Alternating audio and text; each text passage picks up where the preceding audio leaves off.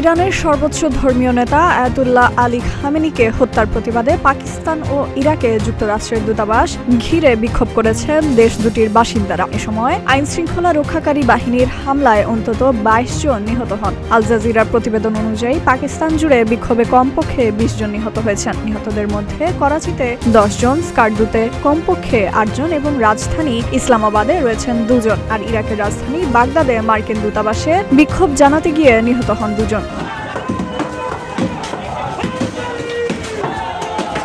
২৫ কোটিরও বেশি জনসংখ্যার দেশ পাকিস্তান প্রধানত সুন্নি মুসলিম, তবে জনসংখ্যার ২০%-এরও বেশি শিয়া মতাবলম্বী। তারা সারা দেশে ছড়িয়ে ছিটিয়ে রয়েছে। এদিন রাজধানীর বৃহত্তম হোটেলগুলির একটির কাছে নারী ও শিশুসহ ৫ থেকে ৮ হাজার মানুষ খামেনির ছবি সম্বলিত প্ল্যাকার্ড ধরে জড়ো হন। বিক্ষোভকারীরা স্লোগানে বলেন, যারা আমেরিকার পক্ষে তারা বিশ্বাসঘাতক, ইসরায়েলের বিরুদ্ধে প্রতিশোধ নেওয়ার আহ্বান জানান তারা। অন্যদিকে ইরাকে বিক্ষোভকারীরা বাগদাদের গ্রিন জোনে ঢুকে পড়েন। ওই সময় তাদের লক্ষ্য করে গুলি ছোড়া হয়। সেখানে যুক্তরাষ্ট্রের দূতাবাস রয়েছে।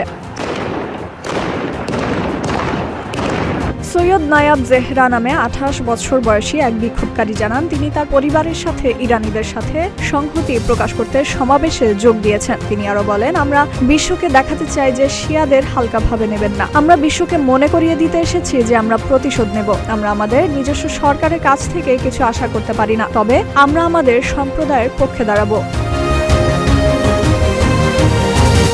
অন্যদিকে শিয়া ভিত্তিক রাজনৈতিক দল মজলিস ওয়াহদাতি মুসলিমিনের কর্মী আলী নবাব বলেন, এখানে আপনি দেখতে পাচ্ছেন এমন কিছু লোক আছেন যারা ইচ্ছাকৃতভাবে উস্কানিমূলক অঙ্গভঙ্গি করার চেষ্টা করেন এবং আমাদের এমন কিছু করতে বাধ্য করেছেন যা আমাদের করা উচিত নয়।